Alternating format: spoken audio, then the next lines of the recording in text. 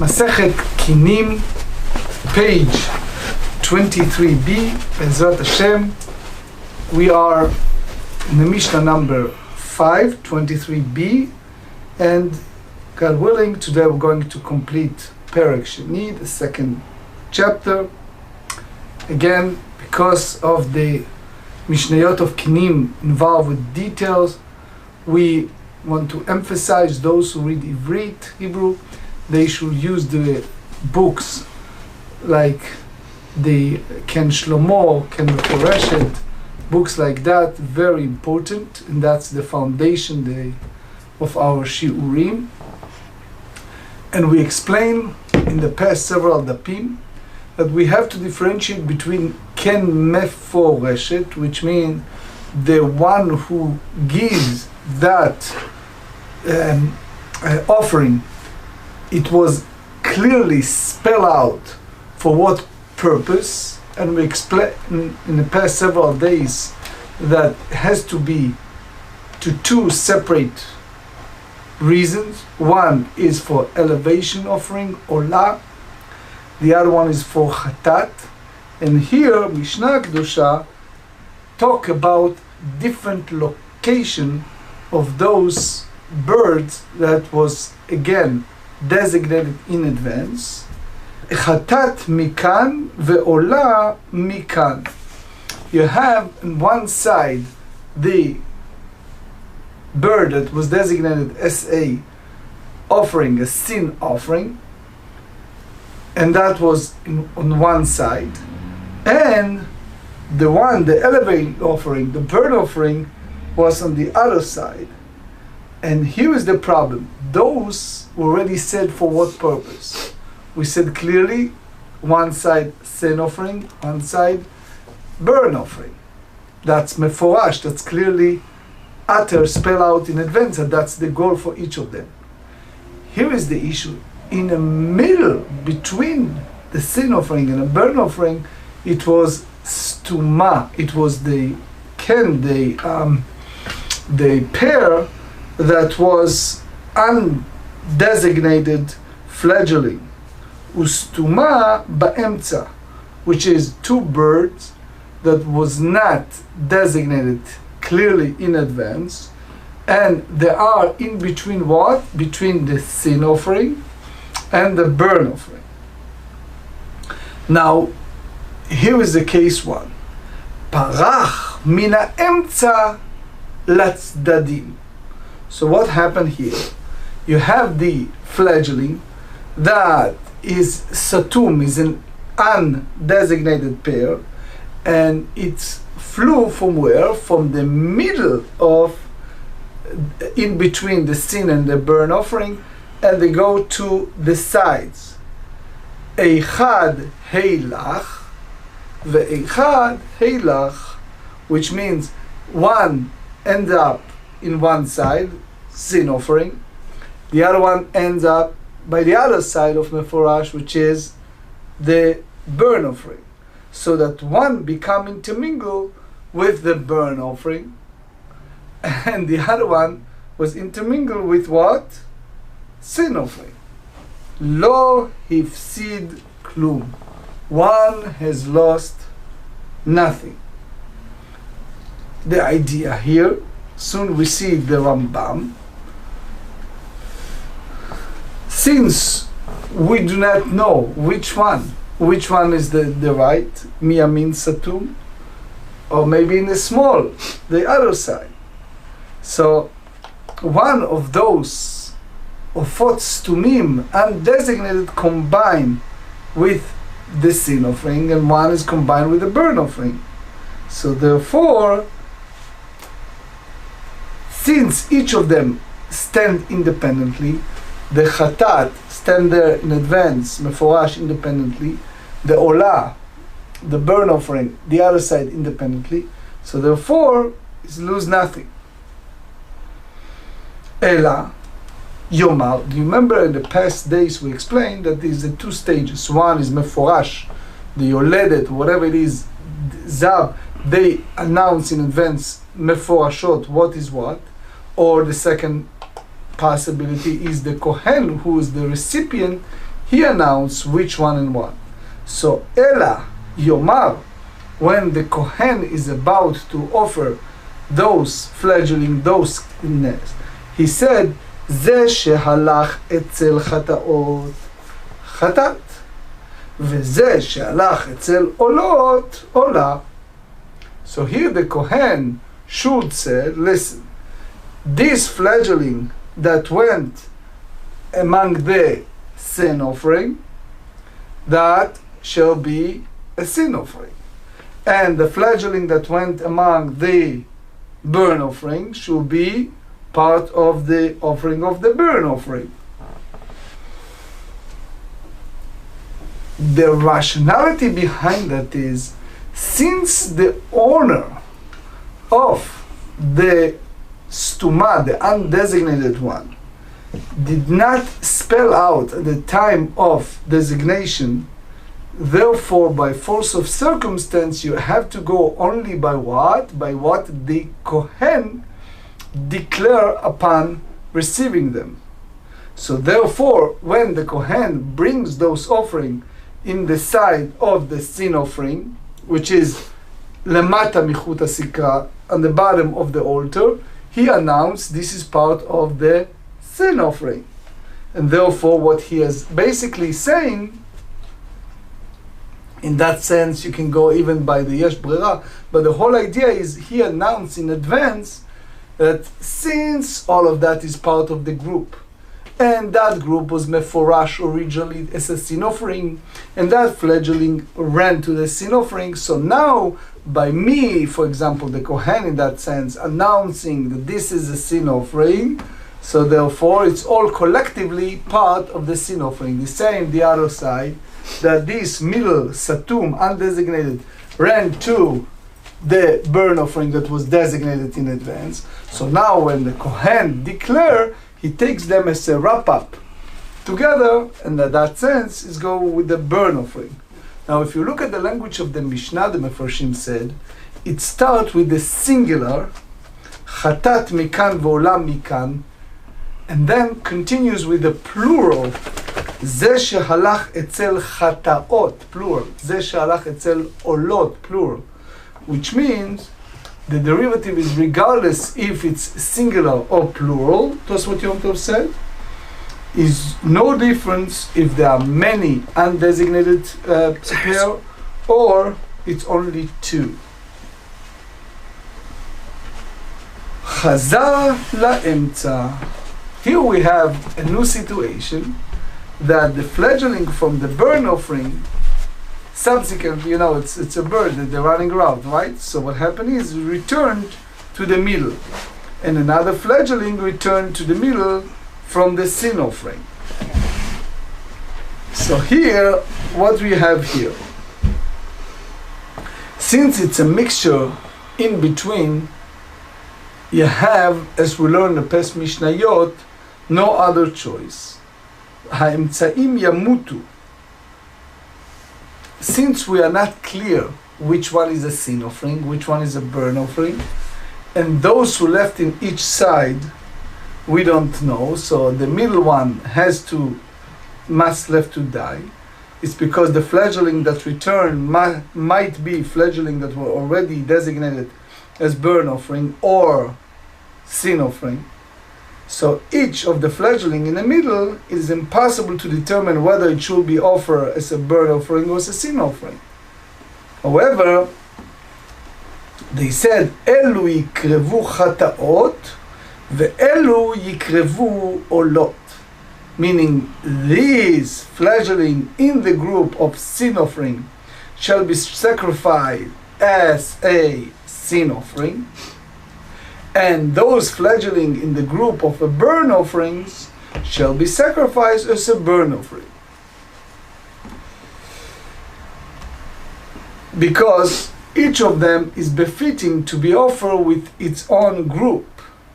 The fledgling that became intermingled with these groups were undesignated. Now we go to the Mikre Shlishi, the third scenario. They speak here about Chazal, and now you see several Girsaot. You see the Rambam, the Ravid, the Mefaresh, several of them. So let's start with the Pshat, and then we go to other options. So the first scenario, Chazal ופרח מן האמצע לצדדים. הרי כולן ימותו. So, after the birds that went both sides came back to the middle, they returned to the sides. So now we are in the predicament, in the quandary. We are not sure, ספק מפורשים, we are not sure if it's designated or not. So therefore, you have isur ta'arovot, you have a issue of mixture. And therefore, as we learn in Mishnah, so one goes by the version Chazar uparach mina emtza latzdadim. And that's basically on the Mefaresh. You know, the Mefaresh is one of the Rishonim. It's a few versions if it was Mibaalei HaTosfot or one of the next generation of Baalei HaTosfot, but about that time. And Rabbeinu Vardim and Bartanura based on his Pirush on the Mefaresh. So he holds Chazar uparach min ha'emtza latzdadim. So therefore, arei kulam yamutu. Now, the Rabbeinu Asher,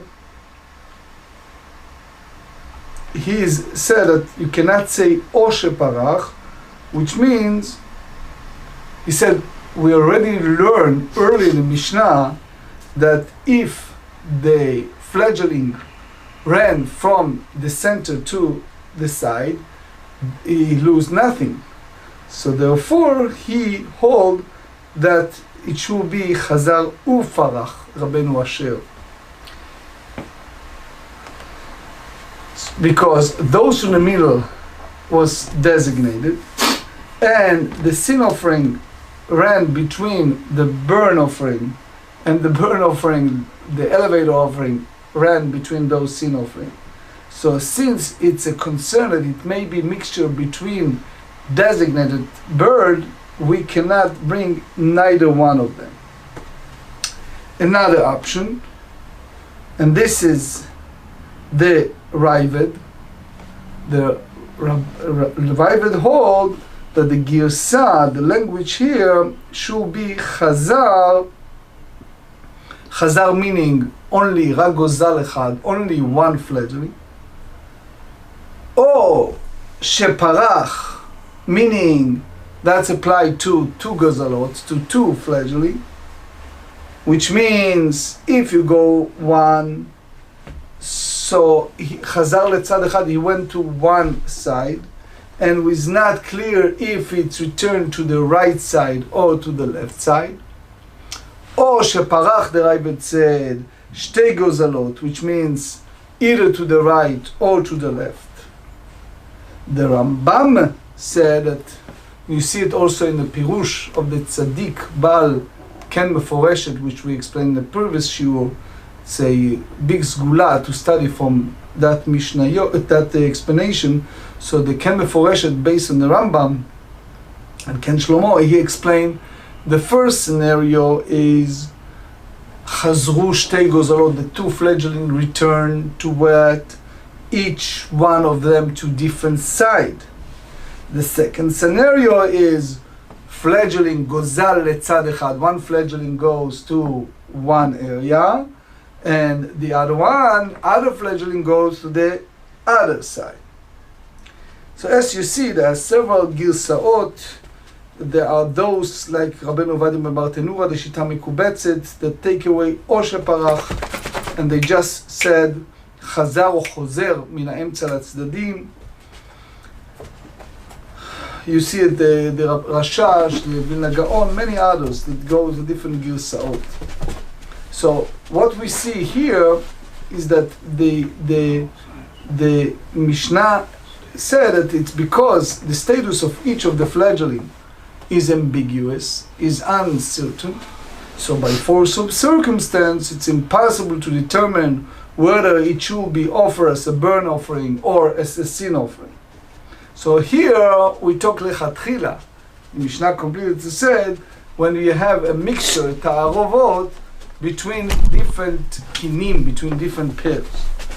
Those fledgling running from one side to another.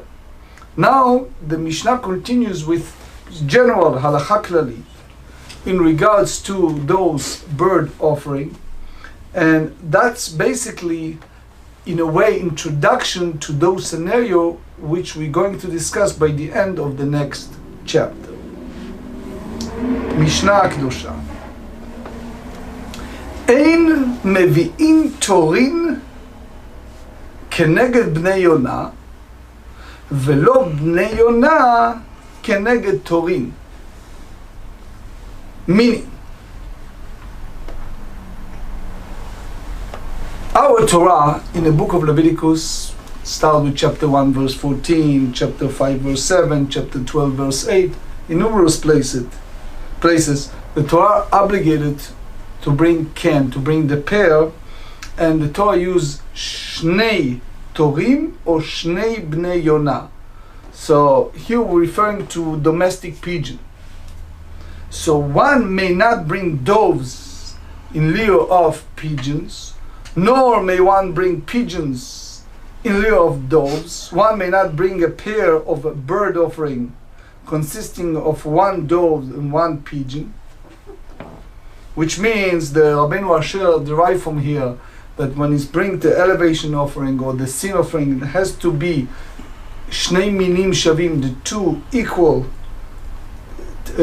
species, not one pigeon, one dove. Has to be, in a sense,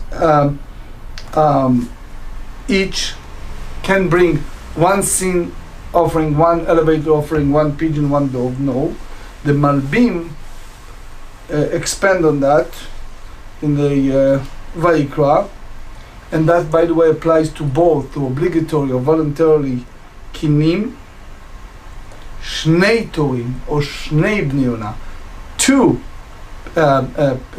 doves or two pigeons. So, Ein mevi'in Torim keneged Bnei Yona, velo Bnei Yona kelem Torim.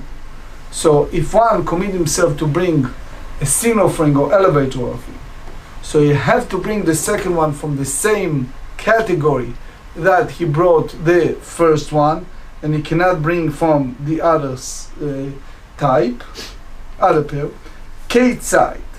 So how should one act if she will use Leshon Nekeva, because that's the most common one, Yoledet, Zava, etc., by mistake brought such a pair? Ha'isha שהביאה חטאתה תור ועולתה בן יונה. Here you have a situation, woman in error, in a mistake. She brought a dove as her sin offering and a pigeon as her burn offering. Now the question is, what do you do with that? So she will not fulfill the obligation of elevated offering because she did not brought the same category as the sin offering, right? תכפול ותביא לעולתה תור. So she have no choice, but she must double her offering and bring a dove as a burn offering, so that it will be the same species as her sin offering.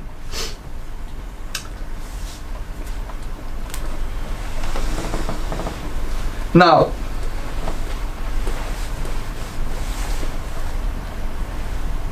עולתה תור וחטאתה בן יונה.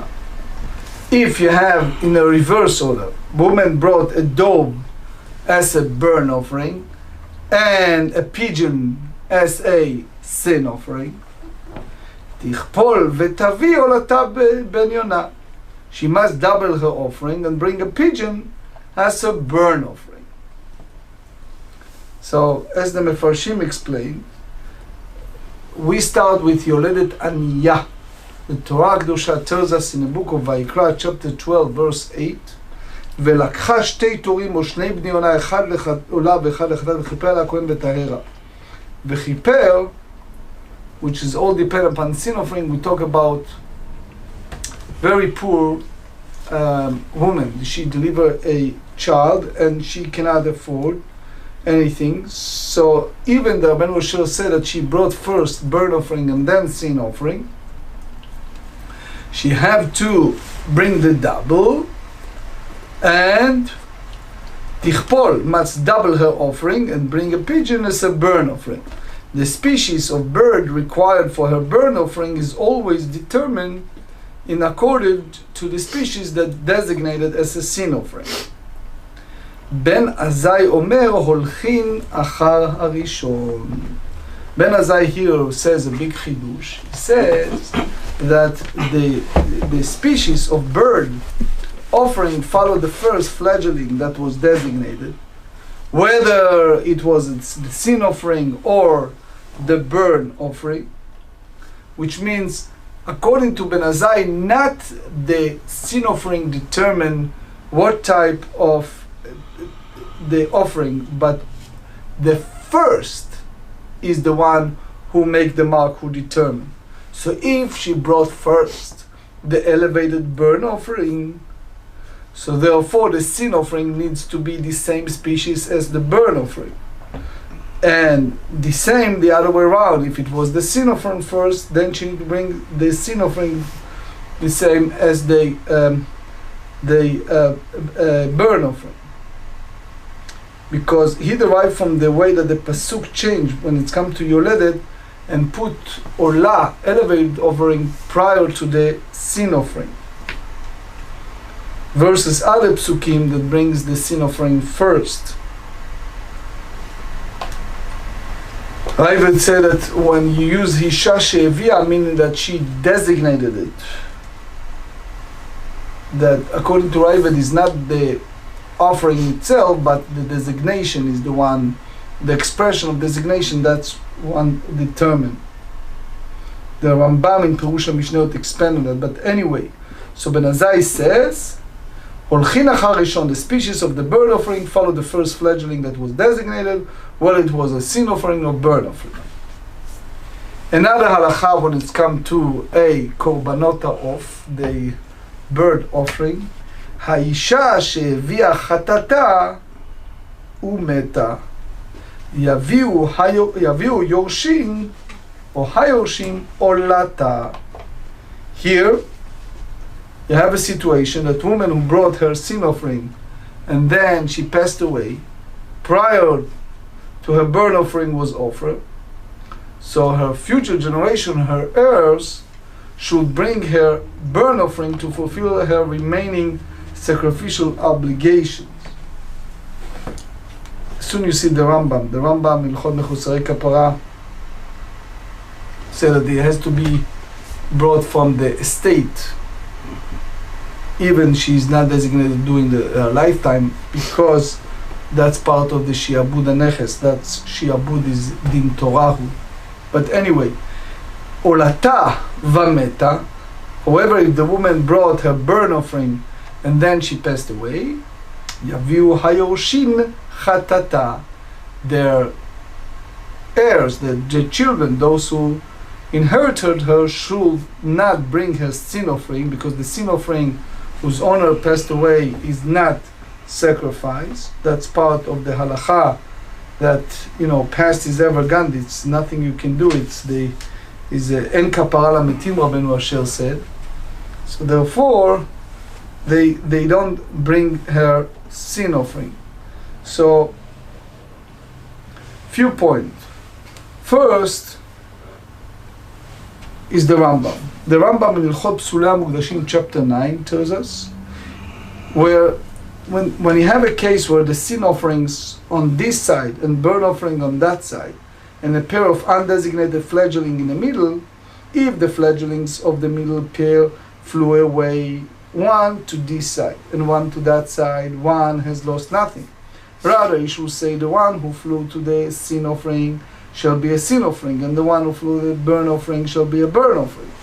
If one fledgling from each side subsequently returned to the middle, the fledgling in the middle shall die, as it's in the case of a burnt offering and a sin offering that are intermingled. So with regard to the fledglings on the sides, the sin offerings shall be sacrificed as a sin offering and the burnt offering as burnt offering. If the fledgling in the middle again flew to the sides, all of the fledgling must die. And he continues in Halacha 10, Psulei HaMukdashim, he says one may not bring obligatory bird offerings from different types, which means, as we said, one dove and one pigeon. Rather, one must bring either 2 doves or 2 pigeons. So the very important principle we learned this Mishnah, that if you have a fledgling that flew from a pair that is undesignated to another, so we learn that is pasul uposel. Pasul meaning the place that he flew there, and he himself caused the other side to be invalidated, and that's applied even if it was a group of kinim. Posel bahalichato, may cause the other to be invalid. Ve'echad bachazirato, and each one from each group when it's returned. As we said, it's highly recommended and encouraged for those who can read the Hebrew to purchase the book Ken Meforeshet and Ken Shlomo, which is the base of our studies and can expand and clarify the Sugiyah, as well as Yair Kino, and obviously the traditional Mefarshim, Rabbeinu Ovadia Mebartenura, Tiferet Israel, Tosfot Yom Tov, Hadran Alach, Ken Stuma.